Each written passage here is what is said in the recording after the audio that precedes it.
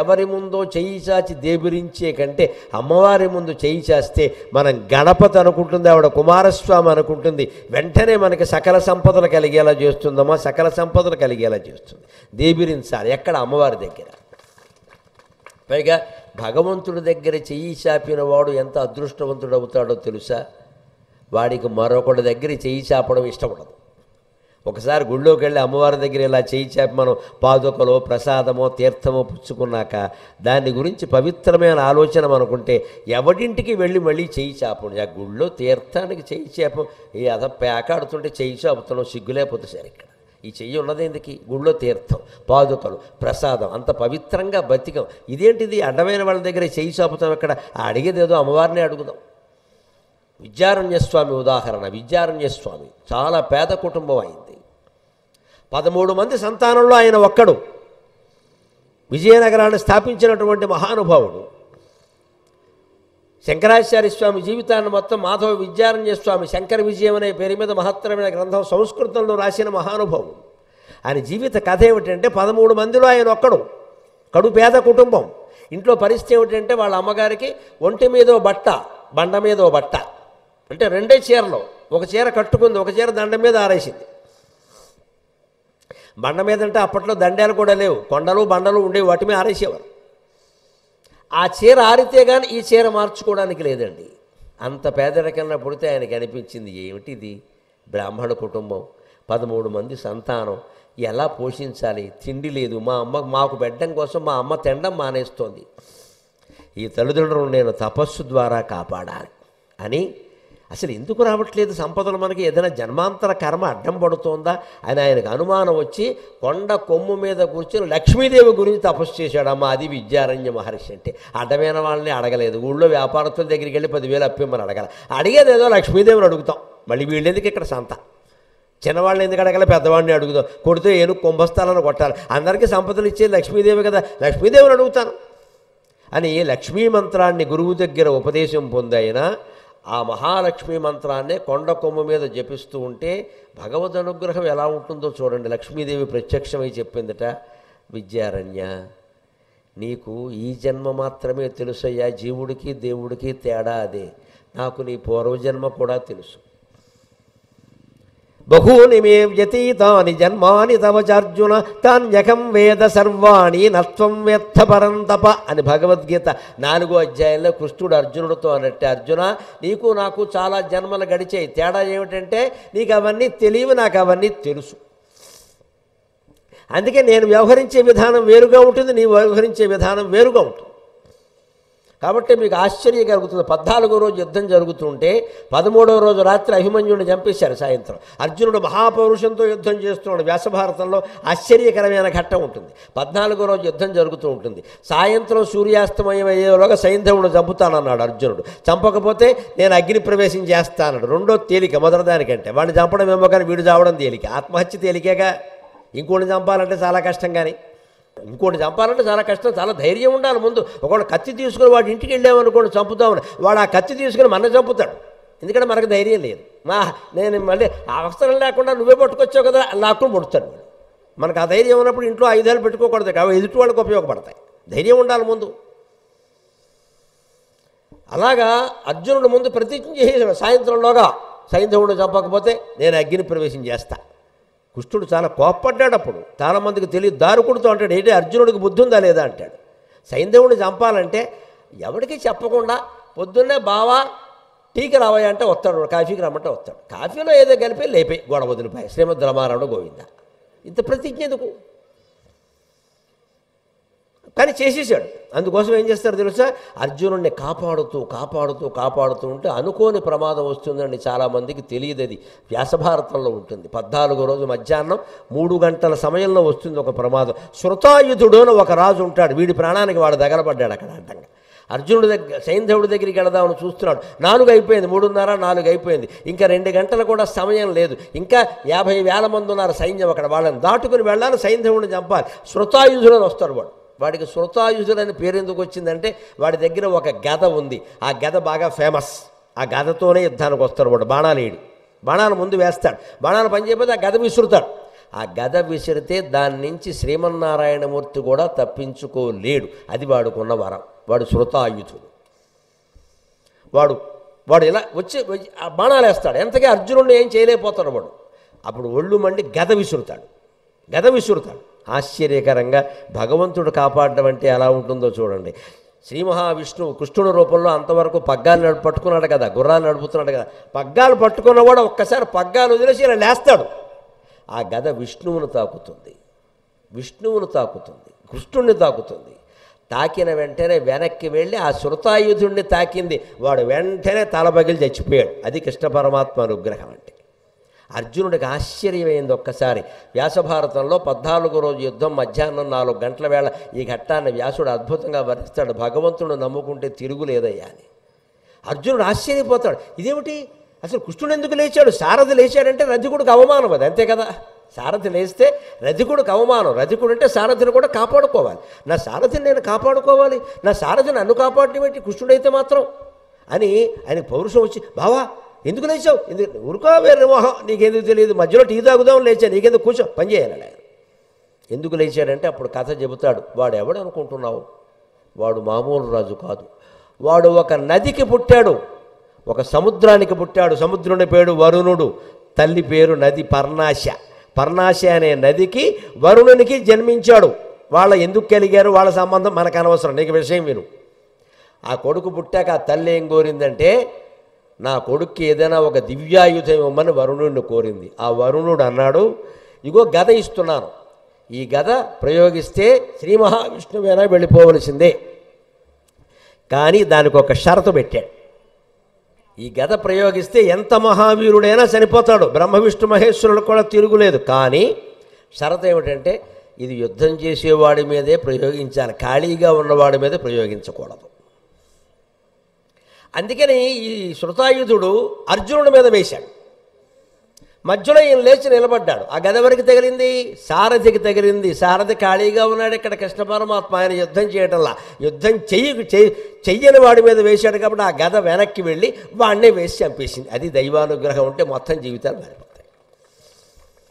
దాన్నే దేవీ భాగవతంలో కర్తుం అకర్తుం అన్యథా కర్తుం అంటారు. నువ్వు అనుకున్నది అనుకున్నట్టు చేయడానికి, ఇది కావద్దు అంటే కాకుండా చేయడానికి. ఇది జరగాలి కానీ ఇలా జరగద్దమ్మా, ఇంకోలా జరగాలంటే అలాగే చేయడానికి అన్నీ నేను చేస్తానయ్యా అంటాడు భగవంతుడు ఎప్పుడైనా. అలాగ శ్రీకృష్ణుడు కాపాడినట్టే అమ్మవారు మన జీవితంలో ఏమొచ్చినా సరే కాపాడి ఆ సీన్, ఆ దృశ్యాన్ని మార్చేస్తుందమ్మా, అనుమానం ఏం లేదు అందులో. అందుకని గుళ్ళోకి వెళ్ళి దండం పెట్టి ఏమీ కోరకండి, అన్నీ తెలుసున్నవాడు దయాకరుడు కాబట్టి ఆయనకి నమస్కారం చేసి నీకు తెలుసు కదా అని మనస్సులో నమ శివాయ నమో నారాయణాయ శ్రీమాత్రే నమః అని ఏదో ఒక నామాన్ని మానకుండా ఉంటే ఆవిడ కాపాడి తీరుతుంది. మొత్తం ఆ చిత్రాన్ని మొత్తం శ్రీకృష్ణుడు అర్జునుడి విషయంలో మార్చినట్టే మార్చి పారేస్తుంది అనుమానం వెళ్ళ. అప్పుడు ఎందుకు మారుస్తుంది? జగన్నిర్మాణ ధర్మప్రియ నీ నాబంధములిట్టిపాటివే, నన్ను సముద్రంలో ముంచేస్తావమ్మా, ఇలాగే జగత్తంతా నిర్మాణం చేసింది నువ్వే కదా, నీకు నాకు ఉండే బంధం ఇంతేనా, నన్ను వదిలేయడమేనా అన్యాయంగా అని ప్రార్థిస్తే లొంగని దేవుడు ఉంటాడండి ఎక్కడైనా? అప్పటికి కూడా లొంగకపోతే మరో ప్రార్థన ఉంది. అన్నీ అమ్ముల పొదిలోంచి వస్తూ ఉంటాయి. దేవుణ్ణి కరిగించాలంటే మనుషుల్ని కరిగించినట్టే రకరకాల మాటలు మాట్లాడాలి. అమ్మవారి దగ్గర ఆయుధాలు ఎన్ని ఉంటాయి చూడండి. ఓ చేతిలో త్రిశూలం, ఓ చేతిలో ధనుస్సు, ఓ చేతిలో బాణాలు, ఓ చేతిలో గొడ్డలి, ఓ చేతిలో కత్తి. ఇవన్నీ దేనికండి? యాన విజయదశమి నాడు పూజ చేసుకోవడానికా? ఎవరిని శిక్షించినప్పుడు, లోకంలో ఎవరిని శిక్షించినప్పుడు, లోకంలో ఎవరిని రక్షించినప్పుడు దేవుడికి దేనికండి ఇవన్నీ ఆయుధాలు? అందుకని మనం కూడా దుర్మార్గులు పెరిగిపోతూ ఉంటే, అక్రమార్జనాపరులు పెరిగిపోతూ ఉంటే, అవినీతి పరులు పెరిగిపోతూ ఉంటే, ధర్మాత్ములు తగ్గిపోతూ ఉంటే, దుర్మార్గులకు ఏ శిక్ష పడకుండా వాళ్ళు ఏళ్ల తరబడి తప్పించుకుంటూ ఉంటే అమ్మవారిని ఏం ప్రార్థన చేయాలో తెలుసా?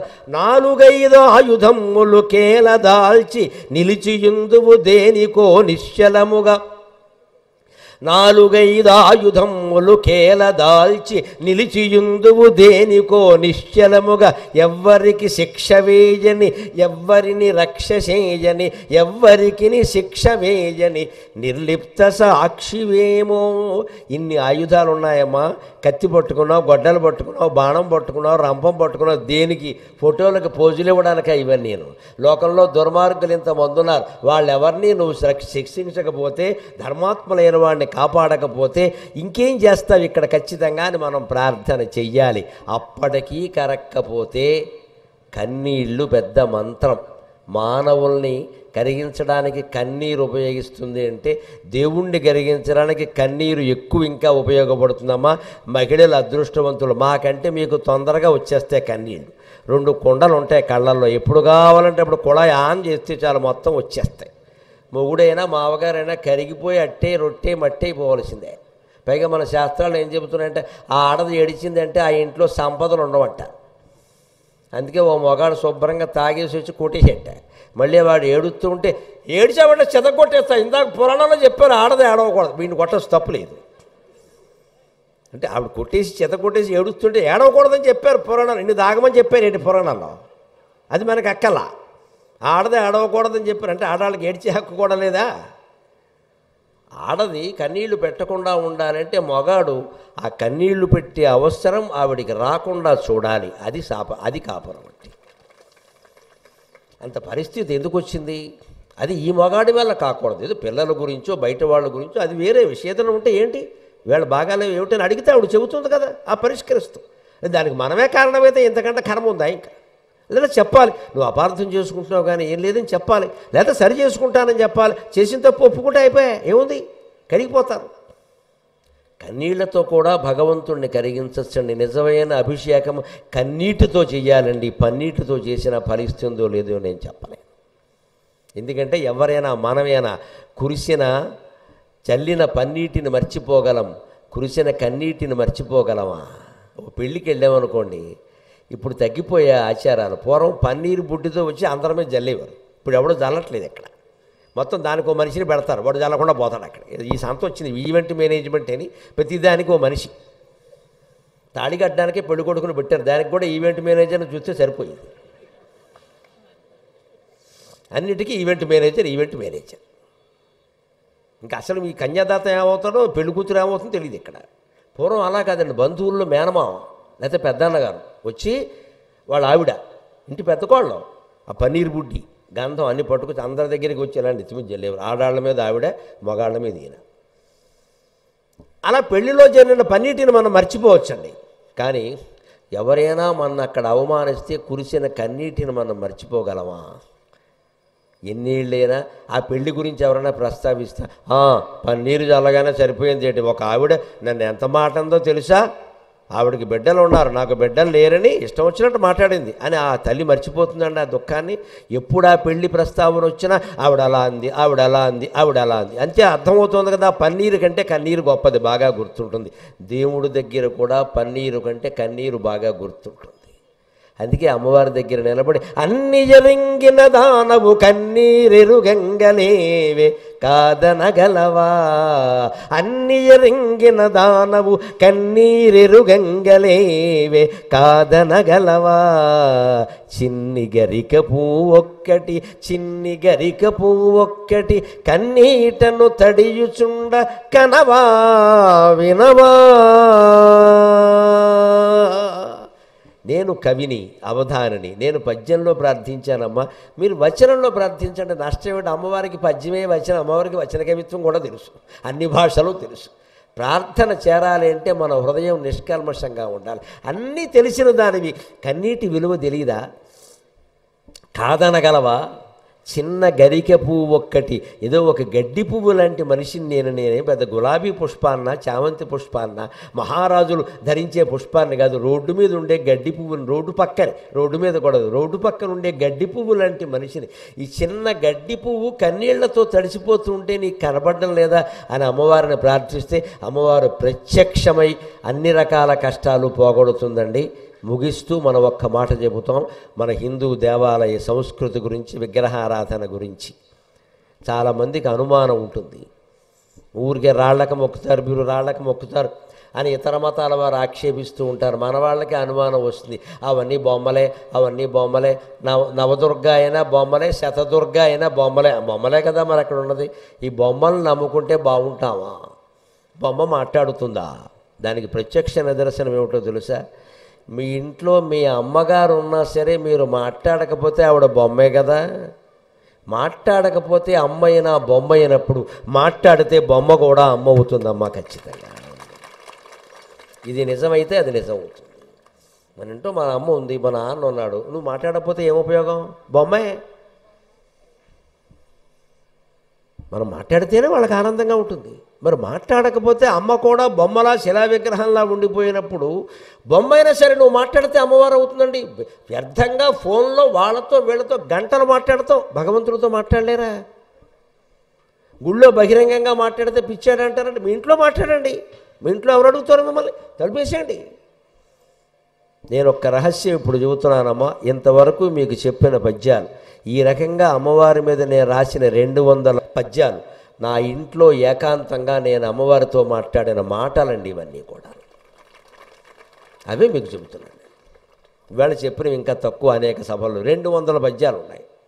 నేను మా ఇంట్లో అమ్మవారితో మాట్లాడినవి. ఇవేవి అవధానాల్లో అడిగితే చెప్పినవి కాదు, అసలు ఒక్కటి కూడా లేదు అందులో. ఇది ఏది ఆ పద్యాలు కావు.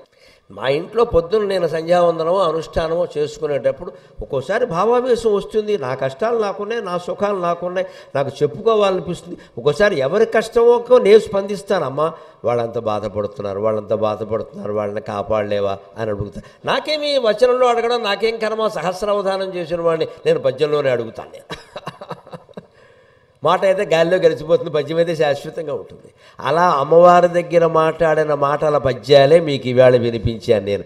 ఈ నవదుర్గల రూపాల తర్వాత చెప్పిన పద్యాలన్నీ సొంత పద్యాలు, ఇష్టదైవం అనే పుస్తకంలో ఉన్నాయి. బొమ్మలను నమ్ముకొంటిని అమ్మగ కాపాడునన్న అభిమానముతో. ఓసారి అనుమానం వచ్చింది నాకే, 7 బొమ్మలు కాపాడుతాయి. కాపాడకపోని ఇంతకంటే ఏం చేయమంటావు? ఎవరు నమ్ముకోమంటావు? బొమ్మలను నమ్ముకొంటిని అమ్మగ కాపాడునన్న అభిమానముతో, బొమ్మైనను అమ్మైనను నమ్మిన కాపాడుచుంట నైజము కాదా. ఇంత చిత్తశుద్ధితో ప్రార్థన చేయాలి. బొమ్మల్ని నమ్ముకున్నాను, నన్ను అమ్మగా కాపాడుతుందన్న అభిమానంతో.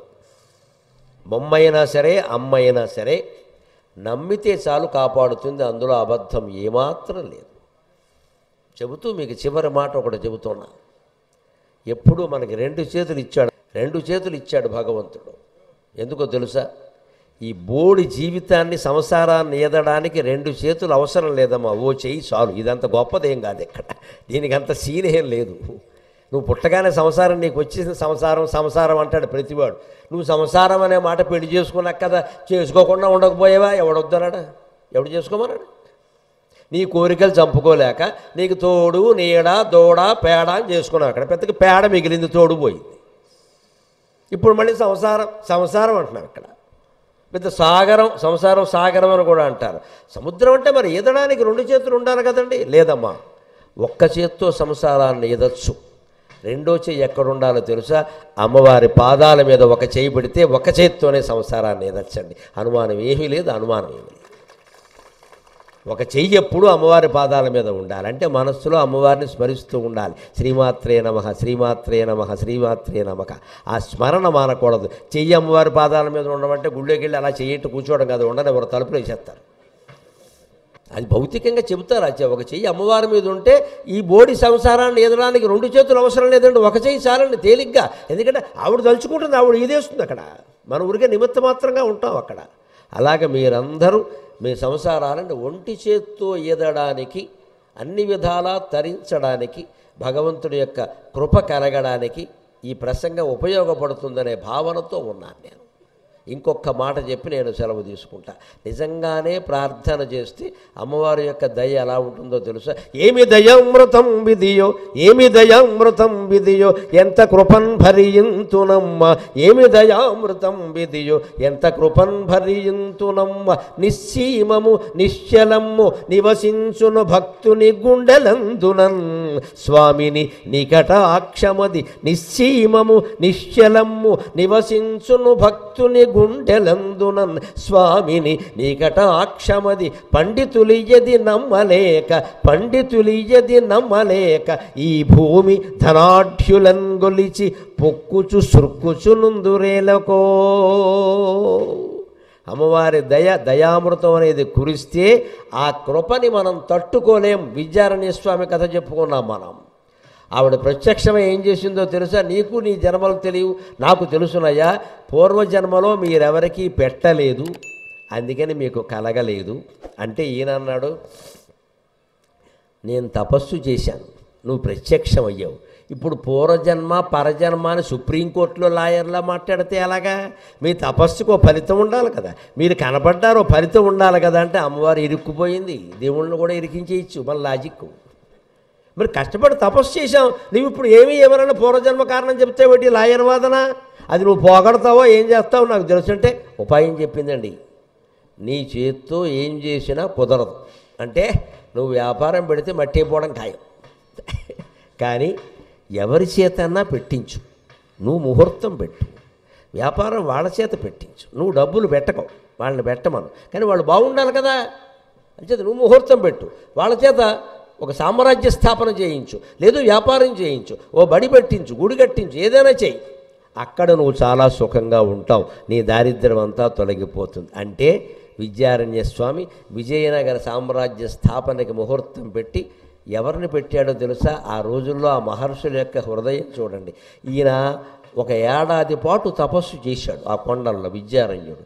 అక్కడ ఇద్దరు గొల్లవాళ్ల పిల్లలండి, వాళ్ళు గోవుల్ని మేకల్ని కాచుకునేవాళ్ళు. ఆ ఇద్దరు ఈయన ఎవరో పెద్ద ఆయన ఇక్కడ తపస్సు చేస్తున్నాడు, పాపం లేస్తే ఏం తింటాడో ఏదన్నా ఉండాలి కదా అని ఆ మేకపాలు 2 దొన్నెల్లో పట్టి అక్కడ పెట్టేవారు. పాపం మళ్ళీ ఆయనకి ఏమి ఇబ్బంది పెట్టేవారు కాదు, అక్కడ కూర్చుని లేవండి అని భజన చేసేవారు కాదు. బాగుండదు ఆయన లేచాక తాగుతాడు, పాపం మేకపాలు కూడా లేకపోతే ఎలా బతుకుతాడు అని వాళ్ళు మేకలను కాచుకుంటున్నారు కదా.